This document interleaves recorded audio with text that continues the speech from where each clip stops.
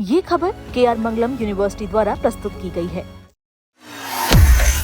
आपको बता दें, यूएई के दौरे पर प्रधानमंत्री नरेंद्र मोदी गए और उसका असर जो है पाकिस्तान पर दिखने लगा। अब आप सोच रहे होंगे कैसे, वो आपको बता देते। दरअसल कुछ हफ्ते पहले ही पाकिस्तान से पुराने कर्ज की 3.5 अरब डॉलर की राशि वापस मांगने वाले यूएई ने भारत में 5 अरब डॉलर के नए निवेश का समझौता किया है और साथ ही पाकिस्तान के साथ अपने वित्तीय संबंधों को समेटने में जुटा संयुक्त अरब अमीरात यानी कि यूएई ने भारत के साथ आर्थिक साझेदारी के साथ ही रक्षा रणनीतिक साझेदारी को और मजबूत करने का बड़ा कदम उठाया है। प्रधानमंत्री नरेंद्र मोदी की अबू धाबी यात्रा के दौरान यूएई और भारत के बीच 7 समझौतों पर हस्ताक्षर हुए हैं। पीएम मोदी यूरोप की 5 देशों की यात्रा से पहले सिर्फ 2.15 यानी कि लगभग, आपको बता दें कि लगभग 2 घंटे से कुछ मिनट ज्यादा के लिए यूएई के राजधानी में आधिकारिक तौर पर रुके। वहां उनके शीर्ष नेताओं से बातचीत हुई और 7 बड़े समझौतों पर हस्ताक्षर हुए। भारत और यूएई के बीच कारोबारी समझौते के बाद द्विपक्षीय कारोबार तेजी से बढ़ रहा है। यूएई पहले ही भारत में 100 अरब डॉलर के निवेश की घोषणा की थी, जिसमें से 20 अरब डॉलर का निवेश हो चुका है। यूएई कभी पाकिस्तान में सबसे बड़ा निवेशक था, लेकिन अब दोनों देशों के रिश्ते लगातार बिगड़ रहे हैं और इसकी वजह भी है। इसका प्रमुख कारण पाकिस्तान की सऊदी अरब के साथ बढ़ती नजदीकियां हैं। अब इस पर हम अपने एक्सपर्ट से सवाल लेंगे। सर, टू द पॉइंट आपसे सवाल समझना चाहूंगी कि जिस तरीके से अभी हालात बनते हुए नजर आ रहे हैं, यूएई पहुंचे प्रधानमंत्री नरेंद्र मोदी और इसका सीधा सीधा असर जो है पाकिस्तान पर दिखने लगा। पहले रूस और अब यूएई। कैसे इसको पाकिस्तान जो है हैंडल करेगा? क्या पाकिस्तान के पास ऑप्शन बचता है? क्योंकि हमने देखा कि जो है पिछले दिनों या फिर हमेशा ही वो ट्रम्प का पिछलग्गू बना रहता है, तो क्या फिर से एक बार ट्रम्प से जाकर सिफारिश करेगा? देखिए, वो सबका पिछलग्गू बनता है, मतलब इसे निकलने की कोई बात नहीं है। मतलब एक तरफ ट्रम्प को आप देखते हैं कि नोबेल पुरस्कार दे दो, उसके बेटे की कंपनी को पूरा का पूरा अपना क्रिप्टो जो कारोबार है वो सौंप दिया। जब ईरान की बात आती तो जब हमले के दौरान ईरान के जहाजों को अपने यहाँ सुरक्षित रखता है तो ईरान को भी मनाने की कोशिश करता है कि वहां से तेल मिलता रहे। वो चीन को भी कहता है कि भाई हमारा बहुत अच्छा दोस्त है, जो भी कहता है चीन उसकी बात मानता रहता है। तो वो अपने आप चूंकि कंगाल हो चुका है वो देश, और वहां पे अब कुछ बचा नहीं है, वहां आटे की किल्लत है, सब कुछ की किल्लत है। तो वो उसके लिए सिर्फ और सिर्फ किसी तरह से मतलब खाने पीने की चीजें आ जाए, उसके खर्चे चलते रहे, यही है। और इसमें जो 3.5 बिलियन डॉलर जो आपने कहा कि जो फंड था जो दिया हुआ था, वहां पे लगाया हुआ था कर्ज, यूएई ने जब मांग लिया तो उसके पास देने के लिए नहीं था, क्योंकि उसके पास तो 12 बिलियन डॉलर का शायद या 15 बिलियन डॉलर का कुछ है ही, मतलब रिजर्व ही है। तो उसके बाद और कम हो जाता तो तुरंत उसने सऊदी अरब का रुख किया और सऊदी अरब से लिया।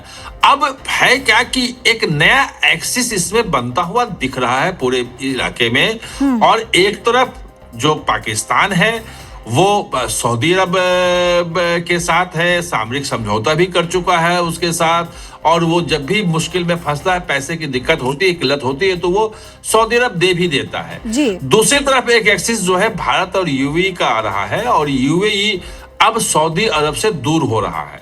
जो पाकिस्तान से मांगा है उसके पीछे एक कारण ये भी है कि पाकिस्तान ने सामरिक समझौता किया और वो यूएई को पसंद नहीं है, और यूएई जो है वो ओपेक से बाहर निकल चुका है, जो ओपेक सऊदी अरब के नेतृत्व वाला संगठन है, यानी कि तेल उत्पादन वाले संगठन से बाहर आ चुका है। इसके अलावा आप देखेंगे कि सोमालिया में जो इसकी पकड़ थी सऊदी अरब की, वहां पे सोमाली लैंड का जो है समर्थन करता है यूएई, और सोमाली लैंड को जो मान्यता दे दिया है एक देश के रूप में इजराइल ने, वह इस नेक्सस में इजराइल के शामिल होते हुए दिखता है। और इजराइल और पाकिस्तान जो है, 2 दिन पहले नेतन्याहू का अगर बयान देखेंगे तो जो चल रहा सोशल मीडिया पे बहुत आ रहा था कि मतलब हथियार में, लड़ाई में कहीं कोई पाकिस्तान कहीं है नहीं, लेकिन वो मतलब झूठे प्रचार में बहुत आगे है और अमेरिका के लोगों के जो बयान हैं जी। वो फर्जी बयान चला चला के इजराइल के खिलाफ एक माहौल बनाने की कोशिश करता है। वो भारत के खिलाफ भी करता है वो, और जब उसके अंदर जाएंगे कि ये चीजें कहां से आ रही है तो पता चल रहा पाकिस्तान से आ रहे हैं। तो पाकिस्तान और इजराइल की पटती नहीं है, तो ये एक नेक्सस सामने आ रहा है। खाड़ी का युद्ध जब भी खत्म होगा तो एक क्लियर कट पिक्चर आएगा, उसमें पाकिस्तान के साथ बड़ी समस्या हो जाएगी, क्योंकि एक मजबूत ईरान, सऊदी अरब, ईरान मतलब शिया मुल्क, सऊदी सुन्नी मुल्क, कैसे दोस्ती होगी ये समझना मुश्किल है, और दोनों को कैसे साधे रखेगा पाकिस्तान, ये एक नई चीज है। और यूएई वहां पे एक बड़ी ताकत के रूप में आ गया है। वो अब सिर्फ तेल पे उसकी निर्भर, तेल का उसका जो पूरे अगर रेवेन्यू में देखेंगे तो तेल का शायद जो जहां तक मुझे ध्यान आ रहा है कि 30% के आसपास आ गया। 70% रेवेन्यू जो है उसके दूसरी चीजों से आ रही है। तो वो एक अच्छा उसी मॉडल पे अब सऊदी अरब आगे बढ़ने की कोशिश कर रहा है, और 2030 तक नियोन नाम की सिटी से दुबई है ना, वैसे नियोन नाम की सिटी बना रहा है $500 बिलियन के निवेश करके। लेकिन अब जब तेल की कीमतें, मतलब जिस ढंग से उस पर हमला हुआ है और ओपेक से यूएई बाहर आ गया है, अब उसके बाद अगर तेल की कीमतें गिरेंगी, वेनेजुएला का अगर खत्म हो गया है, वो उसका तेल मार्केट में आ गया है, अगर समझौता को ईरान से होता है, ईरान का तेल भी आ जाता है, तो ये कहा जा रहा है कि सऊदी अरब के लिए अब नियोन सिटी वाला जो प्रोजेक्ट है, वो सपना जो है वो 2030 तक पूरा करना मुश्किल हो जाएगा।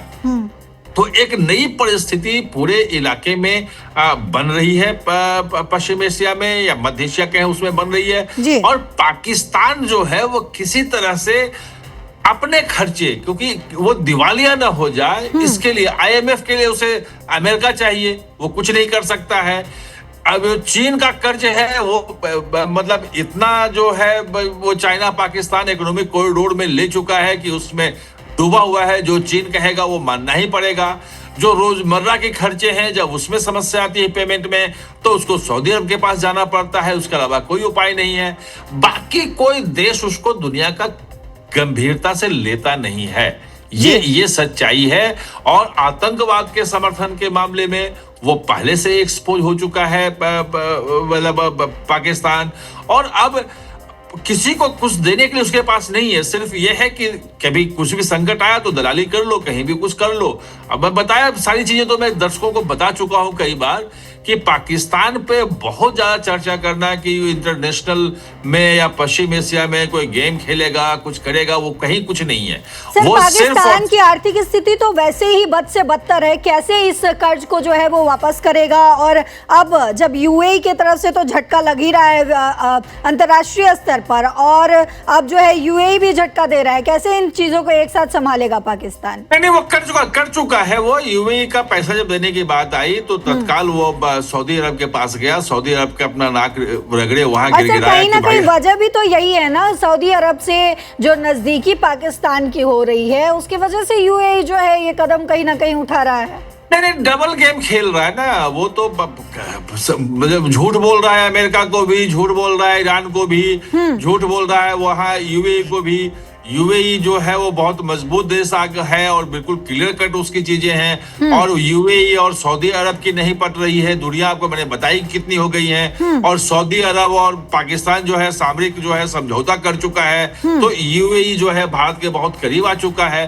तो इसमें पाकिस्तान के पास सिर्फ और सिर्फ ये है कि कब तक किसी भी तरीके से कहीं से भी आए पैसे लौटाने हैं उसको, कहीं ना कहीं से उसको माल चाहिए, और ताकि उसका जो मतलब खर्च चलता रहे, वो खर्च सिर्फ चला रहा है। और जनता को मुनीर और शहबाज शरीफ ये सब बेवकूफ बना रहे हैं वहां के, कि देखिए हम बहुत महत्वपूर्ण हो गए हैं, हम इंटरनेशनल गेम खेल रहे हैं, हमें अमेरिका पूछ रहा है, हमें ईरान पूछ रहा है, हम शांति समझौता करवा रहे हैं। ये एक झांसा दे रहे हैं वहां के लोगों को, बाकी पाकिस्तान में कुछ बचा नहीं है। सर, हम एक आखिरी सवाल अपने दर्शक का लेंगे, क्योंकि यूएई के साथ एक बड़ी डील एलपीजी गैस को लेकर भी हुई है। तो इस पर एक सवाल हमारे दर्शक ने पूछा है कि यूएई डील से भारत में गैस संकट दूर होने की कितनी संभावना है, भारत के लिए कितना फायदा है इसमें? देखिए, यूएई से जो भी है डील है, वो बहुत ज्यादा फायदा है जी। उसमें बहुत ज्यादा है। और फुजैरा जो है जी। वो आप कहें तो फुजैरा जो है वो हॉर्मुज जो है, स्टेट ऑफ हॉर्मुज है, उसे बाहर आके है और वो अंदर से पाइपलाइन ला करके वहां से सीधे ये है कि अरब सागर में आप करें और वहीं आपके टैंकर भर जाएंगे, वहीं से आप तेल सप्लाई करो, बाकी चीजें करो और वहां से जो भी आपको मिलेगा, चूंकि बिल्कुल एकदम पास में है, तो जो कुछ भी आप खरीदोगे आपको ढुलाई का खर्चा बहुत कम पड़ेगा। अगर उसके पास इतनी सारी चीजें हैं, अगर वो गारंटी देता है करने के लिए, तो वहां से जहाज चलेगा तो एक हफ्ते के अंदर आपके बंदरगाह पे आ जाएगा, वो पहुंचेगा। तो एक बहुत बड़ी चीज है वो हमारे लिए, क्योंकि बाकी जगह से भी आप देखें कि जो कुवैत में और बाकी देशों में जो जिस ढंग से बमबारी की थी, मिसाइल दागे थे, तो बहुत सारे जो हैं वो गैस उत्पादन का जो प्लांट है वो भी प्रभावित हुआ है। एलपीजी का है, वो है, और उसको दुरुस्त करने में बहुत लंबा समय लग जाएगा। और ऐसे में अगर यूएई के साथ होता है तो यूएई से वो बढ़ सकता है, वो हमारी सप्लाई बढ़ सकती है। तो हमारे ऊर्जा सुरक्षा के लिए यूएई जो है वो एक बड़ा आ गया है, मतलब सोर्स बन गया है। और यूएई चूंकि ओपेक से बाहर है, पहले तो उस पे कैप लगा हुआ था कि आप इतना उत्पादन करेंगे और इतना ही % करेंगे। अब चूंकि ओपेक से बाहर आ गया है तो कोई प्रतिबंध अब ओपेक का नहीं है, कोई लिमिट नहीं है कितना करेगा। जितना भी हो सकता है वो करके भारत को सप्लाई कर सकता है। और उसमें एक चीज और भी है कि स्ट्रेटेजिक जो रिजर्व करना है, बनाना है, उसमें भी खर्च होगा। वो भी तैयार बात हुई है उसमें कि भारत के भीतर स्ट्रेटेजिक रिजर्व जो भी 60 दिन का जो बता रहे हैं कि हमारे पास है रिजर्व तेल में, 60 दिन काम चल सकता है, ये बढ़ा के कितना हम कर सकते हैं? क्या 5-6 महीने ला सकते हैं? अगर 5-6 महीने का रिजर्व हमारा, तो बहुत बड़ा इन्वेस्टमेंट में चाहिए। और वो अगर समझौता यूएई के साथ होता है, बाकी जगह से फंड आता है, तो वो भारत के लिए, मतलब आप कह सकते हैं कि आत्मनिर्भरता, स्वाभिमान, ये सब के लिए और ईंधन की आपूर्ति के लिए बहुत बड़ी चीज हो जाएगी। जी सर, आपका बहुत शुक्रिया तमाम जानकारियों के लिए। तो आपने समझा कि किस तरीके से यूएई ने पाकिस्तान को जो है एक तगड़ा झटका दिया है।